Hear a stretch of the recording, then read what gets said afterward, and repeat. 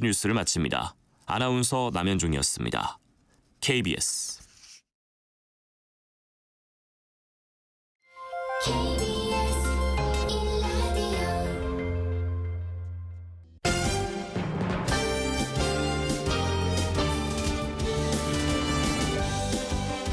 KBS 1라디오 신성원의 오늘 세계는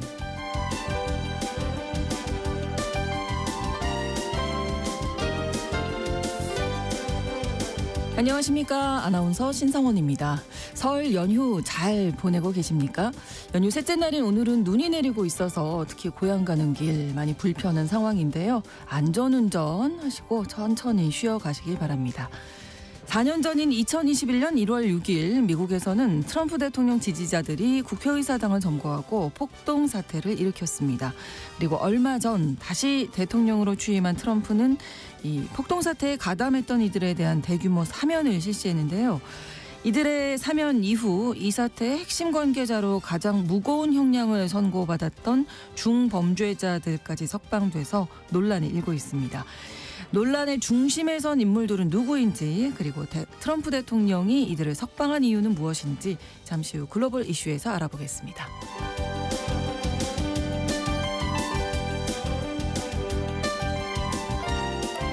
오늘 주목할 국제사회 뉴스는 헤드라인 뉴스와 키워드로 정리해드립니다. 통신원 취재수첩 캐나다 소식 준비했는데요. 캐나다는 이민자의 나라라고 불릴 만큼 이민자들에게 호의적인 편이었죠. 요즘에는 여론이 그런데 좋지 않다고 합니다. 그 이유는 무엇인지 통신원 연결해서 전해드립니다. 1월 27일 월요일 KBS 1라디오 신성원의 오늘 세계는 시작합니다.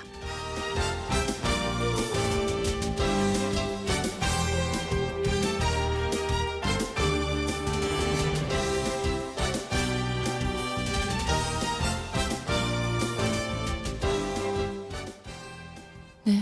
웨싱캐스터 전주현 씨와 함께 할 텐데요. 오늘 눈이 내리는 관계로 전주현 씨를 전화로 만나보도록 하겠습니다. 안녕하세요. 네, 안녕하세요. 네, 오늘 첫 번째 키워드 눈에는 눈, 이에는 이. 네, 트럼프 미국 대통령이 26일에 미국에 불법으로 체류하던 콜롬비아 국적자들을 태운 항공기 2대 착륙을 콜롬비아가 거부했거든요. 네. 그러니까 즉각적으로 관세 또 여행 금지 조치 같은 전면적인 보복 조치를 취할 것이다라고 경고를 내렸습니다. 자신의 소셜미디어를 갖고 있죠. 트루스 소셜에 콜롬비아의 조치는 미국의 국가 안보와 공공안전을 위태롭게 한다라면서 모든 콜롬비아산 미국 수입품에 25% 긴급 관세를 부과했고요. 네. 일주일 안에 관세를 50%로 인상하겠다라고 밝혔습니다. 또 콜롬비아 정부 관료들, 동맹국 지지자들을 상대로 즉각적인 입국 금지와 비자 취소, 또 페트로 콜롬비아 대통령의 정부 당원과 그 가족, 또 지지자들에 대해서도 비자 제재를 명령했습니다. 또 콜롬비아 국적자 및 화물에 대한 세관과 국경 검문도 강화하겠다라고 했고요. 국가경제비상권한법에 따른 재무부 또 은행 및 금융 제재도 지시했습니다. 네. 그러면서 트럼프 대통령이 한 말은 이런데요. 시작에 불과하다 이렇게 얘기를 했습니다. 콜롬비아 정부가 자국이 미국으로 보낸 범죄자들의 수용과 송환에 관한 법적 의무를 위반하도록 두지 않겠다 이렇게 강조를 한 건데요. 네. 그동안 중남미 국가들은 트럼프 대통령의 대규모 불법 이민자 추방 계획에 대해서 우려를 나타내왔습니다. 다만 이민자들을 태운 항공기 입국을 불허하는 등 이렇게 명시적으로 거부 행동에 나선 건 콜롬비아가 처음인데요.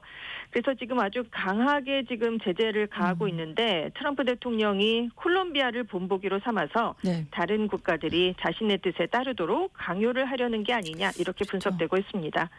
한편 페트로 콜롬비아 대통령은 트럼프 대통령이 이민자들을 범죄자로 취급한다라고 비판하고 나섰는데요. 네.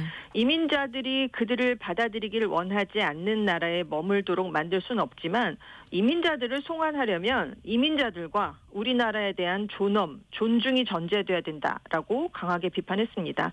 그러면서 자국이 민간 비행기를 보내서 추방된 이민자들을 귀국시키겠다 이렇게 발표를 했는데요. 네. 지금 이렇게 무역 관세가 지금 높아졌는데 작년 1월부터 11월까지 그렇다면 콜롬비아의 대미 수출액이 얼마나 되냐 한번 살펴보면 130억 달러, 약 18조 6천억 원입니다. 네. 석유, 금, 커피, 꽃들을 좀 많이 미국에 수출을 하는 것으로 나타났는데요.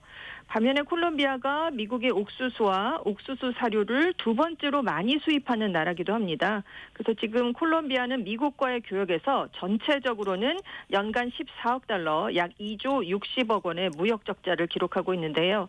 지금 페트로 대통령도 콜롬비아도 맞대응을 하겠다라면서 미국산 수입품에 25%의 관세를 부과하겠다고 나섰습니다. 네, 우리가 말로만 듣던 이 관세가 네. 시작이 되는 게 아닌가 이런 생각이 또 드네요. 그렇습니다. 다음 키워드 모든 것을 깨끗하게 청소하자. 네, 트럼프 대통령이 청소하자라고 지금 나섰는데요. 네. 이 청소하는 지역은 팔레스타인 가자 지구입니다. 네. 통째로 비우자 이렇게 얘기를 했는데요. 25일에 요르단 국왕과 전화통화를 하면서 가자 지구를 모두 비우는 한편 인접국들의 주택을 건설하고 거기에 팔레스타인 주민 100만여 명이 들어가 살 수 있도록 하자 이렇게 제안을 했습니다. 그래서 조금 더 요르단이 많은 부담을 지길 원한다 이렇게 얘기를 했다는 건데요. 네. 트럼프 대통령은 지금 가자 지구 전체가 문자 그대로 폐허가 됐다. 그러니까 아랍 일부 국가들이 연계를 해서 팔레스타인 주민들이 평화롭게 살 수 있는 다른 곳에 주거지를 만드는 게 낫지 않겠느냐 이렇게 얘기를 한 건데요. 네. 그러면서 이집트와 요르단이 데려갔으면 한다 이렇게 콕 집어서 얘기를 했습니다. 그리고 모든 것을 깨끗하게 청소해야 된다라고 강조를 했는데요. 그러면서 이 가자 주민들에게 제공되는 주택은 임시 주거 아니면 장기 주거 형태가 될 수 있다. 이런 설명도 함께 내놨습니다. 그러니까 가자 지구 주민을 인근 아랍권 국가로 이주시키자는 얘기인데 이스라엘과 팔레스타인이 주권 국가로서 공존하는 이른바 두 국가 해법을 지지해온 그동안의 미국 행정부 입장과는 완전히 다른 방침입니다. 그래서 이스라엘 언론들은요. 이스라엘 관리들의 말을 인용해서 트럼프 대통령 발언이 실수로 나온 게 아니다. 이 얘기는 이스라엘과의 공조 속에 나온 얘기다. 이렇게 강조했습니다. 네. 자, 트럼프 미국 대통령 제안에 대해서 이스라엘에서는 뭐 환영한다는 반응이 나오겠지만 팔레스타인 무장정파 하마스는 아무래도 반발을 했겠죠. 그렇습니다. 일단 이스라엘의 극우 성향 인물이죠. 스모트리히 재무장관은 지난 76년간 가자지구 인구 대부분이 이스라엘 국가를 파괴하려는 뜻을 품고 혹독한 환경에서 지내야만 했다. 그들이 새롭고 더 나은 삶을 시작할 수 있는 다른 터전을 찾도록 돕자는 건 훌륭한 생각이기 때문에 신속하게 시행에 옮기기 위해서 내각과 협력하겠다 이런 얘기를 했습니다. 그리고 영토를 쪼개서 팔레스타인 국가를 수립하는 건 비현실적인 해결책이다 라면서 다시 한번 두 국가 해법을 비판했고요. 벤그비르 유대힘 당 대표도 이스라엘은 세계 최강국 대통령인 트럼프가 내놓은 방안을 당장 시행하는 게 현명하다. 네타냐후 총리는 당장 자발적 이민을 장려하라라고 촉구했습니다. 하지만 팔레스타인 쪽은 강력 반발을 하고 있는데요. 일단 아바스 팔레스타인 자치정부 수반은 가자 지구에서 우리 주민을 이주시킨다는 그 어떤 계획도 강력하게 거부하고 규탄한다면서 팔레스타인인은 자신의 땅과 성지를 버리지 않겠다라고 얘기를 했습니다. 네. 하마스도 우리를 이주시키려는 그들의 계획은 수십 년간 좌초됐는데 이번에도 우리가 좌초시키겠다 이렇게 얘기를 했고요. 네. 하마스와 연계된 무장 조직이 있습니다. 팔레스타인 이슬라믹 지하드는 우리의 땅을 떠나도록 강요하는 이런 제안은 전쟁 범죄 또 반인륜 범죄를 조장하는 것과 똑같다 이렇게 비판을 했습니다. 그렇다면 인접국 국가들의 입장이 중요해지겠는데요. 그렇죠. 네, 모두가 곤란하다라는 입장입니다. 일단 이집트, 요르단 이미 가자 전쟁 초기에 이런 얘기가 나왔을 때 강하게 반대한 적이 있는데요. 양국이 다 이스라엘하고 지금 평화로운 사이를 이끌어가고는 있지만 이 아랍 국가이기 때문에 예루살렘 동부에 팔레스타인 국가가 들어서야 된다라는 걸 지지하고 있습니다. 그런데 이렇게 가자 지구에서 팔레스타인인들이 빠져나가면 팔레스타인 국가 건설은 불가능하다. 이렇기 때문에 반대를 하고 있는데요. 특히나 LCC 이집트 대통령은 난민이 유입될 때 하마스를 비롯한 무장 정파가 함께 들어와서 이집트 사회가 혼란해질 수 있다라는 점을 크게 우려하고 있습니다. 네. 요르단도 더 이상 받기 어렵다라는 입장인데요. 왜냐하면 이미 등록이 돼 있는 팔레스타인인 난민 수가 239만 명을 넘고 있습니다. 네. 대부분 이제 요르단 국적까지 함께 취득을 했기 때문에 더 이상은 어렵다라는 입장입니다. 네, 이제 북에서도 당연히 이렇게 좀 곤란한 입장을 네. 보였으리라 예상이 되는 그렇습니다. 바였고요. 예. 다음 키워드입니다. 엎친 데 덮친 LA. 네, LA 산불 때문에 지금 피해가 계속되고 예. 있는데요. 그래도 다행히 20일 동안 이어지던 산불이 주말에 비가 내리면서 거의 네네. 지금 화재가 진화가 됐습니다. 네. 그렇지만 이번에는 또 비가 너무 많이 내려서 추가 재해 발생 우려가 나오는 건데요. 네. 26일에 LA 화재 지역 일대에 홍수주의보가 발령됐습니다. 그런데 27일 오후까지 비가 예상돼 있거든요. 네. 그래서 기상청이 이 기간에 토성류 현상이 발생할 수 있다. 해당 지역 주민들은 홍수가 발생했을 때 신속하게 대응할 수 있도록 준비를 미리 해야 된다라고 경고를 했습니다. 이 토성류가 뭐냐면 네. 산지의 바위 파편하고 풍화된 물질이 비가 내릴 때 대규모로 함께 흘러내리는 현상입니다. 그러니까 지금 검게 탄 산악 지역이 광범위에 네. 발생을 했는데 그렇죠. 집중호우가 여기에 내리면 유독성 잿물이 범람하는 현상이 일어날 수 있다는 건데요. 네. 그리고 이미 불길이 마구 휩쓸고 갔기 때문에 토양이 약해졌습니다. 집안을 지탱해 줄 수 있는 나무, 초목이 다 타버렸거든요. 네. 여기에 빗물에 젖은 진흙이 무너지면 대규모 산사태가 또 일어날 수 있습니다. 근데 지금 일부 산지 지역에 27일까지 약 사흘간 최대 76mm가량의 강수량이 지금 예보가 돼 있는 상황이거든요. 근데 지금 추가로 22일에 발생한 휴수 산불이 그래도 비가 내리면서 90% 안팎의 진압률을 기록했습니다. 네. 가장 컸던 게 팰리세이드 산불인데 87% 진압됐고요. 네, 이튼 산불도 95% 진화가 된 상황입니다. 근데 이제 문제는 아까 76mm 가량이 최대 올 수 있다고 말씀을 드렸는데 네. 수개월 동안 비가 안 오던 지역이거든요. 그러니까요. 근데 네. 이런 지역에 한꺼번에 비가 이 정도로 내리게 되면 네. 돌발적인 재해 가능성이 있고요. 그리고 이미 거리에 차량 같은 것들이 많이 탔습니다. 배터리도 많이 탔고 건축 자재, 페인트, 가구 같은 불탄 잔재물이 쌓여 있는데 여기 독성 물질이 당연히 포함이 되어 있거든요. 그리고 살충제, 성면, 납 같은 악성 공해 물질도 지금 섞여 있기 때문에 주민들이 청소 작업에 나설 때는 반드시 보호 장비와 방호복을 착용할 것이 권고되고 있는 상황입니다. 한편 이번 3건의 대형 산불 피해 면적을 모두 합하면 193.8제곱킬로미터였습니다. 서울시 면적의 3분의 1에 달하는 규모인데요. 파손된 건물은 12,000채가 넘고요. 최소 28명이 불길이나 연기를 피하지 못해서 숨진 것으로 확인됐습니다. 저희가 LA 지역 이 산불 소식 전해드리면서 비가 너무나 안 왔다. 네. 비를 기다린다 말씀드렸는데 네. 또 비가 이렇게 많이 오는. 이번 또 너무 많이 왔어요. 극과 극을 치닫고 있습니다. 그렇습니다. 정말. 너무 안타깝네요. 네. 다음 키워드입니다. 양의 탈을 쓴 늑대. 네, 태국에서 지금 납치 사건이 이어지면서 좀 민심이 안 좋은 상황인데요. 이번에 현지 경찰들이 중국인 여러 명을 납치해서 몸값을 요구했다가 적발이 됐습니다. 네. 그래서 태국 치안에 대한 우려가 더 커질 것으로 보이는데요. 일단 태국 경찰이 25일에 납치 사건 용의자로 현직 경찰관 4명, 군 순찰대원 1명 등을 체포했습니다. 이들이 라오스 접경 지역인 동부의 우본나 차타니주에서 20대 중국인 7명을 납치해서 감금한 혐의를 받고 있는데요. 네. 라오스에 머물던 피해자들에게 수입이 좋은 일자리를 주겠다라면서 태국으로 유인을 했습니다.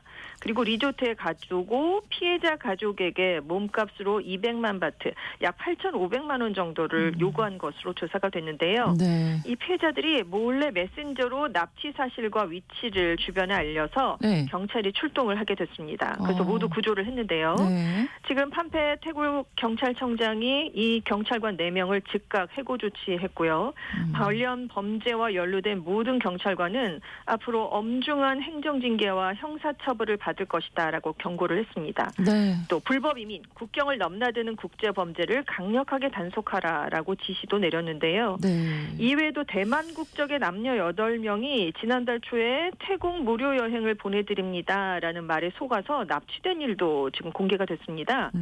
방콕은행의 계좌를 개설하면 7만에서 10만 대만 달러 약 300만 원에서 437만 원을 수수료로 받고 태국 여행도 공짜로 할 수 있다라는 제안을 받았다는 건데요. 실제로 방콕에 도착하자마자 미얀마의 사기 조직에 납치가 됐습니다. 근데 그 중에서 이제 나이가 많은 여성은 사기 범죄에 이용하기 어렵다고 판단해서 몸값으로 우리 돈으로 1,700만 원에서 2,800만 원까지 받고 중년 여성 2명을 풀어줬다고 하는데요. 네. 이 2명은 지금 대만으로 돌아갔는데 6명의 나머지 일원들의 생사가 확인되지 않고 있는 상황입니다. 근데 지금 태국에서 이런 일이 자꾸 발생을 하면서 그러네요. 지금 태국 여행업계는 중국인 관광객이 큰 폭으로 감소할 수 있다라는 전망까지 나오고 있는데요.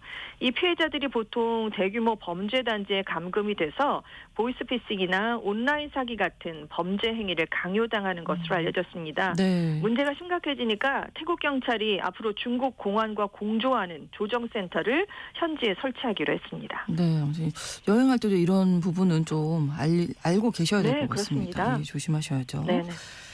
다음 키워드입니다. 소소하지만 확실한 황금. 네, 행복이 아니고 황금인데요. 네. 금 가격이 지금 사상 최고 수준을 유지하면서 중국이 안 그래도 금에 대한 수요가 많았는데 많죠. 네. 이게 더 늘고 있습니다. 근데 이게 너무 비싸다 보니까 네. 젊은 소비자들이 그냥 제대로 된 제품은 사지 못하고 액세서리 형태의 금 제품을 사는 것으로 나타났습니다. 그래서 쇼핑 플랫폼 타오바오의 자료를 봤더니 지금까지 이곳에서 판매된 순금 휴대폰 스티커가 20만 개 이상을 기록했는데요. 네. 12월 한 달에만 3만 개 이상이 팔려서 월간 판매 신기록을 기록했다고 합니다. 지금 온라인 스토어에 가면 백위안 우리 돈으로 약 19,800원 이상의 가격이 책정된 순금 휴대폰 스티커나 펜던트 등이 판매되고 있는데요. 대부분 0.1g 내외의 순금 스티커를 붙인 제품입니다. 주로 사는 소비층이 25세에서 30세 사이 여성들인데요. 네. 실제로 이걸 산 한 여성이 동료들 사이에서는 예전에 유명한 브랜드의 립스틱을 사서 서로 공유하는 게 인기였는데 네. 지난 2년 동안은 스티커 같은 금보석을 사는 게 인기를 얻고 있는 게 정말 눈에 띌 정도다라고 얘기를 했다고 합니다. 네. 그러니까 커피 한 잔 정도의 가격으로 금을 사서 휴대폰에 붙이는 게 유행이 됐다는 건데요. 어쨌든 이것도 금이니까. 그렇습니다. 이 중국 온라인 플랫폼 테무의 한 판매업자는 네. 보존성이 높다는 금의 속성에 대한 젊은이들의 인식이 높아지고 이 순금 스티커에 담긴 메시지가 정서적 가치도 충족시킨다. 판매업자들이 이런 현상에 주목해서 지금 제품이 더 빨리빨리 나오고 있다. 이렇게 설명을 했는데요. 근데 금 가격 자체가 다른 곳과 비교했을 때 저렴한 건 아니랍니다. 이 휴대폰 스티커의 금 가격이 현재 반지나 목걸이 같은 금 제품에 붙여지는 같은 단위 가격보다는 더 높다고 하는데요. 그래요? 저는 금반지, 금목걸이 할 바에는 너무 네. 비싸니까 네네. 금 스티커를 하는구나 이렇게 생각했는데 또 그것도 아니네요. 네, 그러니까 전체적인 그람수로 이렇게 환산을 해보면 이건 오히려 좀 비싼 비싼 편이라고 편인 하는데요. 거예요. 네. 그런데도 인기가 있는 건 결국 최종 가격은 좀 저렴하기 때문에 예, 예. 선물로 사고 뭐 자기도 사고 이런 게 부담스럽지 않기 때문이라고 합니다. 네. 다만 문제는 이런 제품에 담긴 금이 좀 싸지 않습니까? 네. 그래서 진품인지 여부가 좀 불확실하다라는 건데요. 전문가들은 금 무게가 적게 나갈수록 진짜와 가짜를 구별하기 어려운데 도금도 있기 때문에 소비자들이 일반 유통 채널과 전문 브랜드 매장을 찾아서 구매하는 게 훨씬 좋다라고 그렇죠. 조언을 했다고 예. 합니다. 네. 금을 정말 좋아하긴 하나 보네. 이렇게라도 내가 금을 가져야겠다. 거죠. 네. 예. 자, 다음 키워드입니다. 올해가 이제 청뱀의해, 푸른 뱀의해라고 하는데 청뱀의해의 이템. 네, 새들이 이템으로 지금 가지고 있는 게 뱀 허물이라는 건데요. 네. 코넬 대학교 연구팀이 연구를 해봤더니 새들이 둥지에 있는 알을 지키기 위해서 네. 뱀의 허물로 둥지를 꾸미는 것으로 나타났습니다. 네. 사실 이런 사례가 최초로 보고된 건 1889년이었는데요. 이후에도 새 둥지에서 종종 뱀 가죽이라던가 뱀 허물들이 많이 발견이 됐습니다.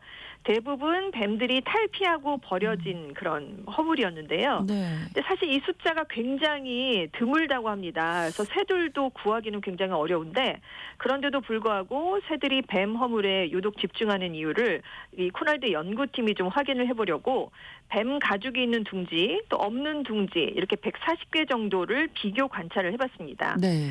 처음에는 뱀 허물이 미생물의 증식을 억제하고 뭐 기생충, 진드기 같은 해충을 막기 때문에 새들이 선호하지 않느냐 이렇게 생각을 했는데요. 네. 그래서 지금 조사를 해봤더니 허물이 있는 둥지, 없는 둥지 사이에 균수와 해충 유무는 차이가 없었다고 합니다. 네. 다른 가설은 포식자를 막기 위한 행동이 아니냐 이런 거였는데요. 지금 뱀 허물이 들어있는 둥지는 그렇지 않은 둥지에 비해서 훨씬 안전하게 보존이 된 것으로 이번 연구 그럴 결과 것 같아요. 나타났습니다. 네. 왜냐하면 메추리알을 노리는 쥐 같은 작은 포유류들을 뱀 허물이 막았다는 건데요. 아마도 뱀 가죽의 냄새 때문에 그런 게 아니냐. 일단은 이렇게 연구진은 추정을 하고 있다고 합니다. 네. 근데 호주 국립대학교도 좀 비슷한 연구를 했었을 때 일부 새들이 둥지로 들어오는 포식자를 막기 위해서 뱀처럼 쉬 하는 소리를 내는 걸 발견했다라고 하는데요. 그러니까 둥지에 뱀이 있다고 가정하는 게 아무래도 물리적으로 방어 능력이 떨어지는 새들에게 유익하기 때문에 이런 게 아니겠느냐 이렇게 추측되고 있습니다. 네, 알겠습니다. 자, 하나 더 알아볼까요? 누가 이구아나를 모르시나요? 대만에서 지금 이구아나가 굉장히 번식을 많이 하고 있는데요. 한 20만 마리가 농업 비중이 큰 지역에 살고 있다고 합니다. 그래서 이게 너무 많아지니까 개체 수를 줄이기 위해서 대만 당국이 이구아나 사냥대를 모집을 했는데요. 일부 지역에서 한 마리당 최대 15달러, 21,500원의 현상금이 작년부터 상황입니다. 근데 왜 이렇게 많아졌냐면 몇 년 전부터 반려동물로 녹색 이구아나가 인기를 끌었다고 합니다. 그런데 이제 막상 키우려다 보니까 이렇게 외모가 너무 독특하고 그래서 네. 그 크기도 좀 커지고요. 그래서 사람들이 적응을 못하니까 그냥 야생에 한두 마리씩 풀어주게 됐거든요. 아, 네. 이렇게 유기된 개체들이 야생에 금세 적응을 하면서 굉장히 빠른 속도로 번식을 하게 됐습니다. 그런데 이게 외부에서 들어온 외래종이기 때문에 현재 대만 생태계에 녹색 이구아나의 천적이 없다고 하는데요. 네. 주로 숲, 마을 외곽같이 사람이 접근하기 어려운 지역에서 서식을 하면서 개체 수가 더 빠르게 증가하고 있습니다. 그래서 당국이 이 녹색 이구아나를 잡아오는 주민들에게 팥이나 유기농 콩으로 교환해주는 그런 보상책을 시행하기도 했었는데요. 이 녹색 이구아나가 다 자라면 머리부터 꼬리까지 크기가 1.2에서 1.7m나 된다고 합니다. 일부 개체는 2m까지 자라거든요. 아이고, 커지네요. 네, 그리고 사육이 쉽지 않아서 지금 관리하기도 좀 어려운데 최대 수명이 20년이나 되고요. 번식력이 좋아서 암컷이 한 번에 알을 최대 80개나 낳는다고 합니다. 그렇군요. 네, 헤드라인 뉴스와 키워드 외신캐스터 전주현 씨와 함께했습니다. 오늘 고맙습니다. 네, 감사합니다. 자, 전국적으로 큰 눈이 내리고 있습니다. 대부분 지역에 눈 또는 비가 내리고 해안 지역에는 또 강한 바람이 불어서 걱정인데요. 도로가 얼어서 빙판길이라든지 도로 살얼음 나타나는 곳이 있을 테니까 미끄럼 주의하시고 안전운전하시기 바랍니다. KBS 1라디오 신성원의 오늘 세계는 1부 마무리하고요. 11시 30분부터 일부 지역에서는 해당 지역 방송 보내드리겠습니다. 마이클 잭슨의 Man in the Mirror 함께 듣겠습니다.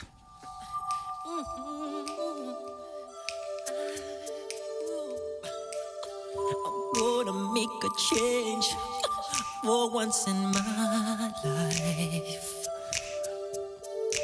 It's gonna feel real good. Gonna make a difference. Gonna make it right. As I turn up the collar on my favorite winter coat, this wind is blowing my mind. I see the kids in the street with not enough to eat. Who am I to be blind, pretending not to see their need?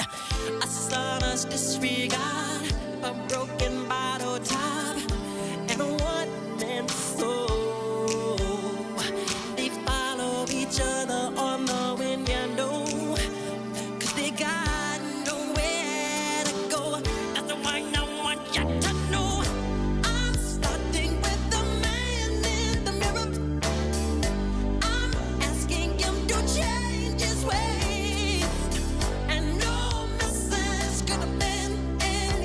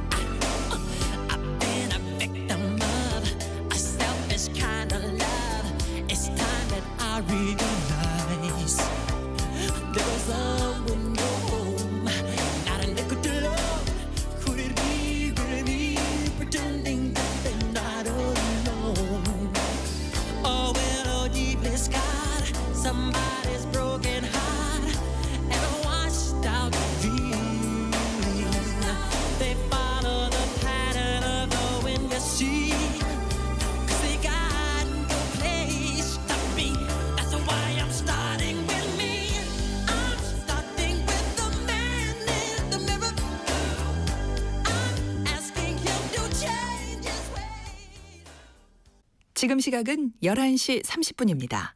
KBS Ladies and gentlemen. 국제사회의 다양한 뉴스를 한눈에 KBS 1라디오 신성원의 오늘 세계는 세계를 바로 보는 최소한의 투자입니다.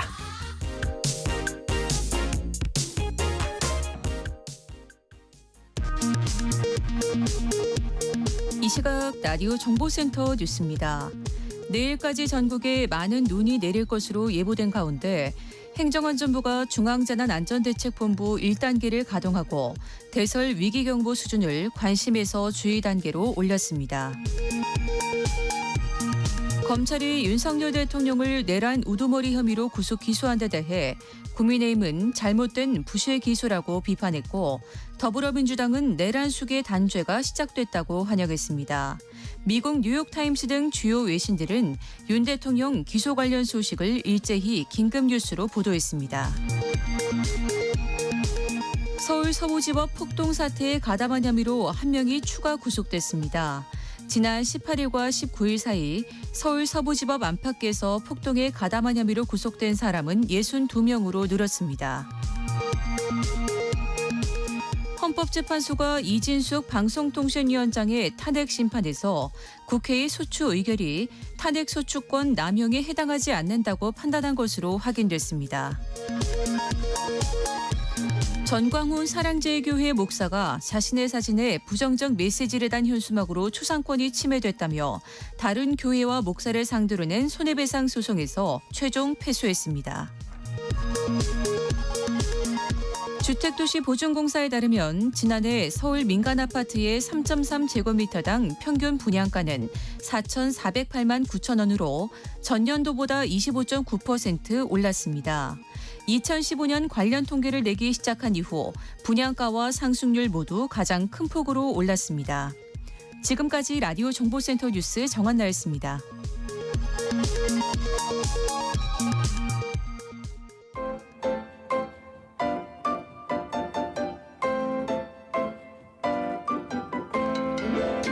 통신원 취재 수첩.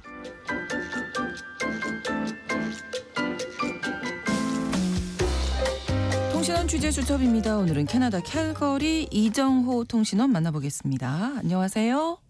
네, 새해 복 많이 받으세요. 캐나다 캘거리입니다. 네, 새해 복 많이 받으세요. 네, 감사합니다. 네, 이민 하면 여러 나라가 있지만 캐나다 우리나라에서는 또 많이들 얘기하시는 것 같아요. 근데 요즘에 캐나다 영주권 얻는데 어려움이 있다면서요. 네, 이민을 준비하는 사람들이 캐나다를 선택하는 이유는 여러 가지가 있습니다. 네. 깨끗한 자연환경, 네. 무상 교육, 무상 의료 혜택, 이를 바탕으로 또 높은 삶의 만족도, 그리고 다른 나라들에 비해 비교적 정착하기도 쉽다는 것이 장점인데요. 네. 더불어 좋은 평가를 받고 있는 부분이 바로 안정된 이민 정책입니다. 각 주에서 진행하고 있는 다양한 프로그램을 통해서 캐나다로 들어오는 문턱이 조금 더 폭넓고 조금 더 쉽다는 것인데요.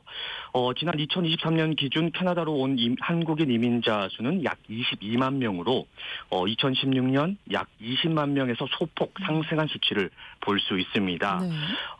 다만 이 흐름이 최근 들어서는 다소 주춤해지고 있습니다. 가장 큰 문제는 영주권 발급 지연 현상인데요. 네.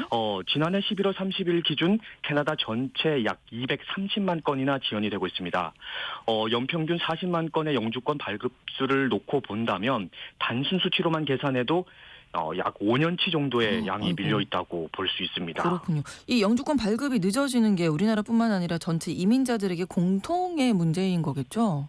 네, 말씀하신 것처럼 우리나라 분들만의 문제가 아니라 전 세계에서 오는 이민자들도 하나같이 캐나다 이민 시스템이 엉망이라고 지적하는 분위기입니다. 네. 이에 캐나다 이민성은 담당 인력 보충과 더불어 전산 시스템도 개편하면서 조금 더 빠르게 처리해 나갈 것이라고 전했는데요. 네. 상황이 이렇다 보니까 영주권을 신청하고 기다리는 사람들이 금전적, 시간적 피해를 고스란히 또 안고 있습니다. 네. 제 주변에도 영주권을 기다리는 분들이 계신데요. 언제 다음 스텝으로 진행되는지 깜깜한 터널을 통과하는 것 마냥 답답하고 불안한 불안하다는 마음을 또 토로하고 계시고요. 네. 또 기다리다 지쳐서 줄을 이동하신 분들, 또 심지어는 다른 나라로 가서 그곳의 영주권을 취득한 분들도 봤습니다. 그러니까 사실 마냥 기다릴 수만은 없으니까 그런 대안을 선택하신 거겠죠. 개선이 정말 필요해 보이는데 네. 사실 앞서도 뭐 이민자의 나라다 이렇게 소개를 드렸습니다만 캐나다가 왜 이런 상황이 됐을까요? 네, 진짜 말씀해 주신 것처럼 캐나다는 과거에 뭐 이민자의 나라라고 불릴 만큼 이민자들에게 호의적인 편이었습니다. 네. 그 바탕엔 이민이 국가 경제에 기여한다는 믿음이 깔려 있었거든요. 그리고 지금은 사임했지만 2015년 압도적인 지지율로 10년 만에 정권 교체에 성공하며 집권한 트루도 총리는 이민의 문을 더 활짝 열었습니다. 관대한 이민 정책을 펼치면서 상대적으로 국경을 강화하려 했던 다른 나라들과의 차이를 보이는 행보로 많은 찬사를 받기도 했는데요. 당시의 이민자 수를 2014년 기준 26만 명에서 2024년 50만 명으로 대폭 늘리겠다고 발표함과 더불어 난빈도 대거 받아들였습니다. 네. 또 임시 취업 비자 문턱을 낮추고 영주권도 더 잘 내주고 가족도 데려오기 쉽게 만들었습니다. 뭐 이런 친이민 정책이 캐나다 경제 성장 문제의 해결책이라고 보는 거죠. 그땐 뭐 유권자들도 동의를 했었고요. 그런데 지금 이제 분위기가 전혀 달라졌네요. 네, 맞습니다. 캐나다에서 몇 해 전부터 이민자에 대한 반감의 목소리가 거세지고 있습니다. 문제는 이민자 수가 늘어도 너무 빠르게 늘어났다는 겁니다. 네. 2020년, 21년 코로나 팬데믹 때 억눌렸던 이민자 유입 수가 2022년이 되자 무려 100만 명, 그리고 2023년엔 120만 명을 넘어섰는데 네. 이 수치를 조금 더 쉽게 말씀드리자면 우리나라의 뭐 수원 특례시나 울산 광역시와 비슷한 인구 수치거든요. 예. 매년 이런 도시들이 하나씩 생겨나게 된 거죠. 예. 근데 인프라는 준비가 되어 있지 않은데 그렇죠. 인구만 늘어나니까 여기저기서 뭐 불만의 목소리가 나오고 있습니다. 이렇게 갑자기 밀려든 인구가 또 경제에 큰 부담이 되기 시작하는데요. 일단 실업률이 치솟았습니다. 네. 캐나다의 새로운 젊은 이민자는 대부분이 바로 취업 시장에 뛰어들죠. 그렇죠. 하지만 이들은 저숙련 노동자인데다가 이들을 다 수용할 정도로 캐나다 경제가 강력하지는 또 않거든요. 거기다 캐나다 청년들은 이런 유학생들과 경쟁해야 하는 또 상황에 놓인 건데 네. 제 주변에도 대학을 졸업하고도 바로 취업을 못해서 뭐 1년에서 2년 정도 파트타임으로 생활비를 벌면서 취업을 하는 분들도 계십니다. 또 뭐 보통 뭐 이력서를 뭐 100여 장 이상 넣는 것이 뭐 아주 요즘은 뭐 추세라고 합니다. 네. 예. 네. 네, 또 뭐 대책 없이 늘어나는 이민자들 때문에 뭐 주택 시장, 고용 시장, 의료 부분에 걸쳐 문제가 발생된다는 지적이 나오면서 캐나다 내부에선 반이민 여론이 늘어나고 있는 상황입니다. 또 여담이지만 제가 2018년 처음 캐나다에 왔을 때를 기준으로 보면 네.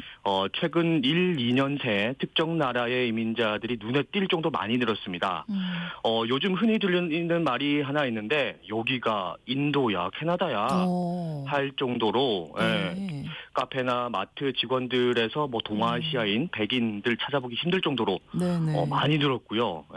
특히 뭐 화물 운수 업계도 마찬가지인데 이런 현상이 밴쿠버와 토론토에 이어서 뭐 전 캐나다로 지금 퍼지고 있는 실정입니다. 네. 캐나다의 이민자 정책이 앞으로 어떻게 되겠습니까? 네, 일단은 가장 최근 발표된 이민자 정책은 작년 10월이었습니다. 네. 결국 트루도 총리도 돌아선 여론에 항복했습니다. 이민자 유입 증가에 대한 반간 여론을 의식해서 이민자를 현저히 줄이는 정책을 발표했는데 2025년도 신규 영주권자를 39만 5천 명으로 대폭 줄이고 26년엔 38만 명, 27년엔 36만 5천 명으로 규모를 축소하기로 했습니다. 마크 밀러 이민 장관은 캐나다는 개방적인 나라지만 모든 사람이 이 나라에 올 수 있는 것은 아니다 라며 선을 긋고 또 줄어든 이민자 수가 캐나다의 주택 부족 문제를 해결하는 데 도움이 될 것이라고 기대했습니다. 네. 현재 캐나다는 팬데믹 이후 이민자와 외국인 유입이 급격히 늘면서 주택난과 일자리 부족이 심하고 또 사회 부족 분야에서도 부담이 커진 상황에 놓여 있습니다. 이민자 사회에 지금 먹구름이 가득한데요. 이 캐나다의 새로운 총리가 얼른 정해져서 리더십을 발휘하고 또 이민자들에게 보다 나은 정책이 만들어지길 기다려 봅니다. 네, 오늘 소식 고맙습니다. 네, 안전운전하십시오. 네, 감사합니다. 캐나다 캘거리에서 이정호 통신원이었습니다.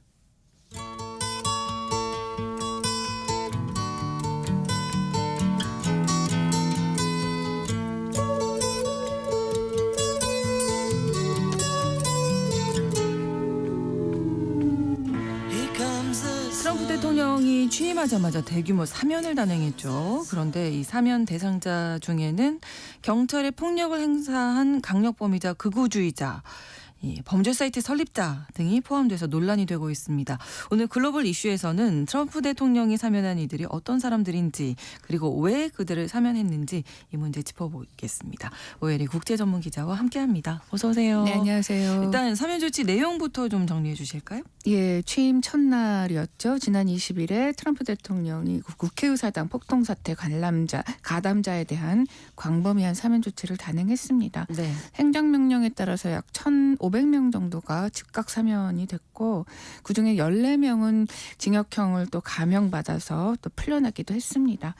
트럼프 미국 대통령은 2020년 대선에 패배했었잖아요. 근데 이제 그 결과를 받아들이지 않았고 그러면서 트럼프 지지자들이 2021년 1월 6일에 수도 워싱턴 DC에 있는 의사당으로 난입해서 폭동을 벌였습니다. 네. 약 7시간 동안 이 폭동 사태가 이어졌었는데 당시 좀 인명피해도 있었어요. 경찰관 약 140명 정도가 부상을 당했고 또 트럼프 지지자 4명을 포함해서 또 몇 명이 목숨을 잃기도 했습니다. 네. 그래서 트럼프 대통령은 그 이후에 의사당 폭동 사태를 선동했다라고 하는 혐의로 기소가 됐었는데 작년 11월에 대선에 승리를 하면서 법무부가 현직 대통령, 이제 그 당시에는 임명될 대통령이었겠지만 현직 대통령은 기소할 수 없는 그 불기소 방침에 따라서 기소 기각 처분을 받은 바 있습니다. 이번에 사면받은 사람들 중에 논란이 되는 인물들이 많다고 하는데 네, 소개해 그렇습니다. 주실까요? 예, 가장 논란이 되는 사람은 두 사람을 꼽을 수가 있는데요. 네. 이 폭동 사태를 사실상 주도했던 인물들입니다.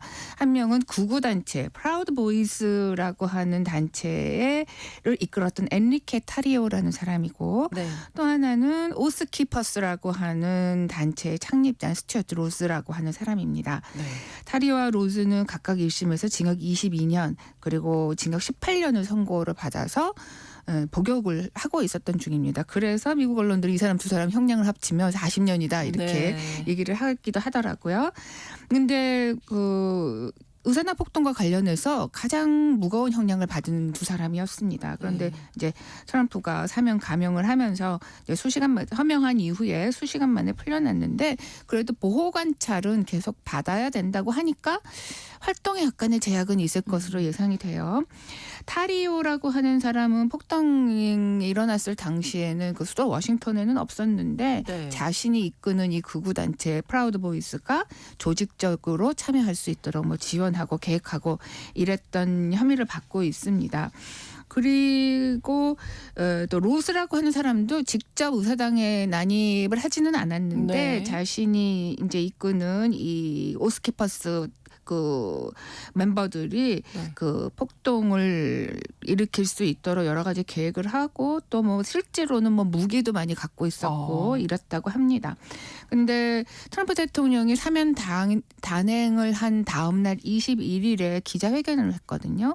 그때 이제 이 사면이 좀 지나칠 게 아니냐라고 하는 질문이 나왔어요. 네. 그런데 이 폭동에 이제 가담했던 사람들이 말도 안 되게 무거운 형량을 받았다.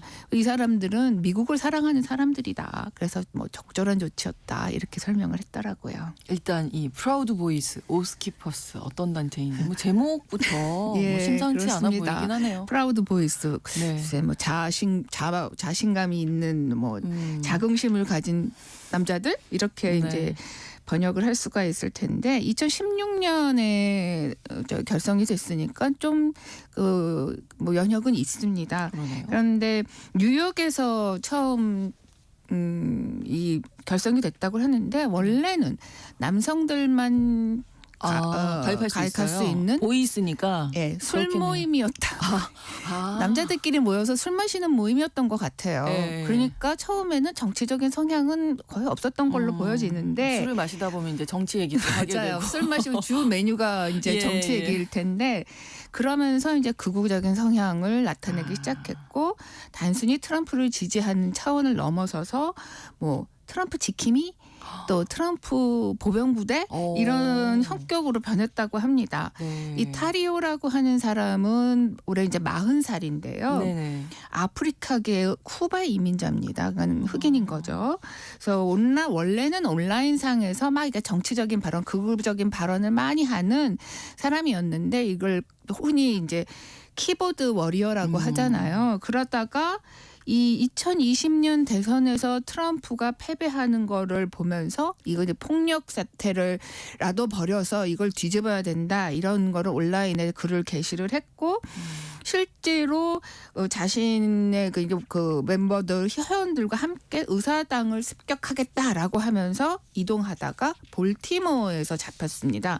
경찰에서 붙잡혀가지고 이제 기소가 됐는데 체포 당시 네. 뭐 다량의 대용량 탄창을 가지고 있었다라고 합니다. 그렇군요. 오스키퍼스라고 하는 단체는 이제 뭐 서약 수호자 이렇게 번역이 될 텐데 네. 이 스튜어트 로스가 뭐 실제로 자신이 직접 2009년에 창립을 한 단체입니다. 역사가 꽤 되네요. 네. 이것도 역시 역사가 꽤 됩니다. 네. 활동 목표는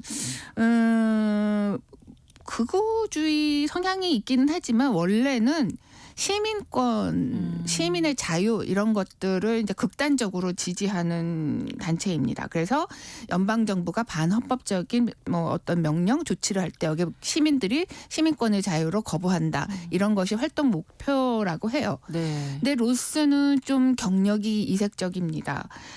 올해 나이가 59살인데 네. 이 사람이 육군 공수부대 출신이에요. 그래서 워낙 아버지가 해병대원이었다고 하는데 그 영향이었던 것 같습니다. 네. 육군 공수부대 고등학교 졸업하고 육군 공수부대 가서 이제 근무를 하다가 그 부상을 입어서 전역을 했는데 네. 전역한 이후에 이 사람이 네바다 대학교에 입학을 해서 최우등생으로 졸업을 했다고 해요. 그리고 예일대 로스쿨에 들어갔습니다. 그래서 로스쿨을 졸업을 했어요. 네. 그래서 네바다주 대법원의 재판 연구원으로 일했다고 하니까 법조인이라고 할 수 있겠죠. 그러네요. 그래서 예일대 로스쿨 졸업자라 그러면 엘리트 중에 엘리트라고 그럼요. 꼽히는데 네네.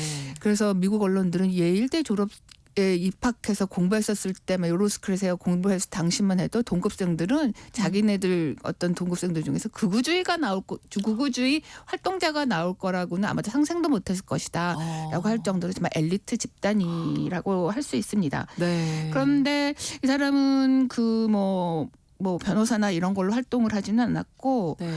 점차 극단적 자유주의로 이렇게 이념 쪽으로 경향이 이제 쏠리면서 극우 활동가가 됐습니다. 그러면서 이제 뭐 계속 활동하면서 특히 뭐 프라우드 보이스하고도 많이 교류를 했고 네. 또 미국의 유명한 극우 유튜버들하고도 같이 활동하고 이러면서 영향력을 키워나갔다고 해요. 근데 제가 이 사람이 공수부대 출신이라 그랬잖아요. 네. 근데 이 국회의사당 난입 당시에 특히 이 오스키퍼스 멤버들은 남다른 이 행동 전략으로 눈길을 끌었는데 네. 뭐 중부장까지는 아닌데 막 일사불란하게 막 이런 헬멧도 갖추고 있고 훈련을 특히 좀 지시를 그랬나 받은 게 봐요. 아닌가. 공수부대 출신의 그 설립자가 그런 훈련을 시켰는지 이동하는데도 상당히 전술대형으로 움직이는 등 좀 그런 모습을 보여가지고 눈길을 끌었다고 하는데 네. 로스는 직접 의사당 안으로 들어가지는 않았지만 밖에서 지휘를 했다고 합니다. 예. 이 단체들이 프라우드 보이스, 오스키퍼스 지금도 활동을 하고 있나요? 예, 그래서 제가 이번에 찾아보니까 활동하고 있는 것 같아요.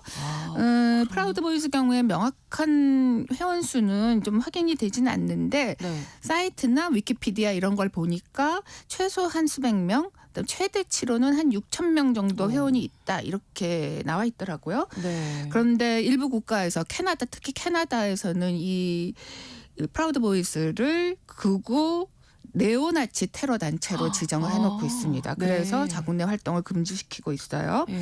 오스키퍼스 같은 경우도 최소한 5천 명. 이 스튜어트 로스 자신은 자기네 회원이 3만 8천 명이다 이렇게 얘기를 했는데 그건 좀 과장인 것 같긴 하지만 어떻게든 보면은 프라우드 몇천 명 보이스보다는 정도는, 네. 좀 많아요. 큰 단체가 아닌가라고 보여집니다. 네. 근데 어쨌든 이 단체의 두 리더가 이번에 사면을 받아서 이제 활동을 그러니까요. 본격적인까지는 않아도 어떤 뭔가 뒤에서 움직임이 조금. 있을 것으로 보여져서 예. 이 두 단체의 영향력이 앞으로 좀 더 커지고 결과적으로는 지금 현재 미국에서 활동하는 극우 단체들, 네. 극우 유튜버들 이런 쪽에도 뭐 영향력이 더 커지지 않을까라고 생각이 듭니다. 네, 유튜브 단체 리더에 대해서 이제 사면이 됐는데 반응이 어떤지. 사실 트럼프 대통령은 취임하기 전에도 이들 이제 자신의 지지자들의 폭동 뭐 주범 때는 돈은 가담자 이런 프레임에 갇혀 있다라고 막 이제 비판을 하면서 뭐 취임 첫날에 사면하겠다고 말했기 때문에 사실 예상되는 조치이긴 합니다. 네. 근데 문제는 어떤 이 폭력 행위의 그 위중함을 가려서 좀 경량한 사람들을 선별적으로 사면한 게 아니라 전면적으로 다 사면을 했다라고 하는 게 문제인 것 같아요. 제이디 벤스 지금 부통령이 이전에도 이제 이 폭동 가담자들을 사면할 필요성이 있다라고 얘기를 하면서도 네. 사실은 선별적으로 사면하겠다라는 사면적인 사면이 필요하다 이렇게 얘기했는데 막상 뚜껑을 열고 보니까 전면적인 사면, 사실은 전면적인 면죄부라고 할 수 있겠죠. 네. 그래서 좀 비판이 많이 받고 있는데 공화당 일각에서도 뭐 미치 매코넬 상원의원 같은 경우에는 사실 경찰을 상대로 한 폭력은 정말 용서의 대상자가 아니다라고 이런 좀 경황된 반응을 나타내기도 했습니다. 그런데 벌써 대통령의 사면 조치 행정명령이 이제 서명을 한 직후에 바로 뭐 그 판사들이라든지 검사 측에서 관련 사건들을 종결하거나 또는 뭐 기각하기 시작했다고 하니까 뭐 정말 전면적인 면죄부다라고 하는 말이 맞기는 한 것 같아요. 네. 이 조 바이든 전 대통령의 가족 사면한 게 빌미를 제공했다. 뭐 이런 지적이 저도 있더라고요. 사실은 이렇게 사면을 하는 걸 보고 좀 놀라기도 했고 사실 민주당 쪽에서도 이게 비판 목소리가 많았잖아요. 그렇죠. 뭐 뉴욕타임즈, CNN 같이 이게 민주당을 좀 지지하고 진보 성향의 언론들도 일제히 비난을 했습니다. 그래서 뭐 이제 바이든도 이렇게 사면을 했다라고 하는 점 때문에 어쨌든 이 트럼프의 이번 사면에 대한 이 비판이 조금 더 좀 묻혀가는 게 아닌가 이런 반응도 있는 것 같아요. 네. 또 한 가지가 이 범죄 사이트 창립자도 사면을 이번에 받았다고 하는데 이 사람은 어떤 사람인가요? 예, 이 사람은 비트코인으로 마약과 무기 등을 밀거래하는 인터넷 사이트, 흔히 이런 사이트를 다크웹이라고 하죠. 네네네. 이 다크웹 사이트 실크로드의 창립자 로스 울브리히트라고 하는 사람입니다. 트럼프 대통령이 지난 21일에 소셜미디어를 통해서 이제 울브리히트를 사면을 하면서 뭐라고 얘기했냐면은 울브리히트를 유죄로 만들기 위해서 노력한 사람들, 인간 쓰레기인데 이 인간 쓰레기들은 그 나를 비판하면서 정부를 무기했던 그 미츠광이들이랑 같은 부류다 이렇게 얘기를 했어요. 그러니까 정말 울브리히트가 뭐 이제 부당하게 이렇게 중형을 받았다 이렇게 말한 셈이죠. 이 울브레이트라고 하는 사람도 매우 특이합니다. 앞으로 이 사람 이름이 뭐 미국 언론에 자주 나올지 한번 귀 기울여 볼 필요가 있을 것 같은데 1984년생입니다. 그런데 이 사람은 명문대인 텍사스 대학교하고 펜실베니아 주립대학을 졸업했는데 물리학과 재료과학을 공부했다고 합니다. 수재라고 할 수 있죠. 그런데 이 수재가 2011년에 이 비트코인과 기타 가상자산을 이용해서 이렇게 익명으로 불법 상품 또 서비스를 파고 쓸 수 있는 이 다크웹 실크로드를 창업을 했습니다.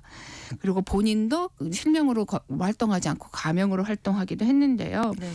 2013년에 뭐 자신을 이제 이렇게 협박했던 실크로드 이용자를 청부살인하려고 청부살인업자한테 15만 달러를 건네다가 FBI에 걸려가지고 체포가 됐대요. 그런데 이후 이제 재판 과정에서 여러 가지 혐의들이 더 추가로 드러나면서 2015년에 마약 판매, 범죄 사업 또 돈 세탁 혐의로 가석방 없는 종신형을 받았습니다. 근데 실크로드는 이 울브리히트가 체포된 이후에 이제 바로 폐쇄가 됐어요. 그래서 활동한 기간이 2011년에 그 활동을 시작해서 2013년에 이제 폐쇄가 됐는데 2년밖에 안 됐잖아요. 근데 그 2년 동안의 기간 동안에 2억 달러 이상의 불법 거래를 했다고 합니다. 우리 돈으로는 뭐 당연히 3천억이 넘겠죠. 그런데 또 올브레이트도 그래서 네. 이 과정에서 우리 돈을 수천억 원을 챙긴 것으로 그렇겠죠. 추정이 되고 네. 있는데 네, 네. 이 사람이 가상화폐로 이렇게 거래를 했다 그랬잖아요. 아, 그게 정확한 액수를 알 수가 정확한 없네요. 일부는 압수를 했다고 해요. 네, 네, 네. 연방정부가 압수했다고 하는데 아직도 비트코인을 상당수 은닉하고 있을 것으로 예상이 되는데 그 추적 액수는 잘 모르겠다. 그 사이에 비트코인 가격은 또 엄청 올랐잖아요. 그렇죠. 그래서 그런 부분들이 좀 문제가 되고 있는 것 같아요. 아니 근데 얼핏 들어도 마약이나 무기를 밀거래하는 건 정말 중범죄인데 네. 왜 좀 부담이 있지 않았을 거예요? 사면을 이렇게 해주면. 그렇죠. 그런데 저도 그래서 이번에 참 궁금하더라고요. 네. 올브레이트라는 사람이 도대체 뭔데? 네. 대통령, 그다음에 공화당의 보수 성향인 뭐 상원 의원들, 또 그다음에 어떤 경제 관련된 사람들이 왜 이 사람을 지지하느냐라고 하는 걸 좀 알아보니까 네. 이 올브레이트가 일부 어떤 극단적 자유주의자들에게는 어떤 정부의 간섭이 없는 자유로운 시장 활동 이거를 어떤 상징하는 인물이라고 해요. 그렇군요. 특히 정부의 간섭을 받지 않는 디지털 경제 생태계를 이룬 사람이다라고 네. 하는 평가도 있다라고 합니다. 네. 근데 트럼프는 작년에도 벌써 이제 이 자유주의자 정당인 자유당 전당대회에 와서 올브레이트를 감형해주겠다. 자기가 대통령이 되면 이렇게 얘기를 예, 했는데 했군요, 이미. 네.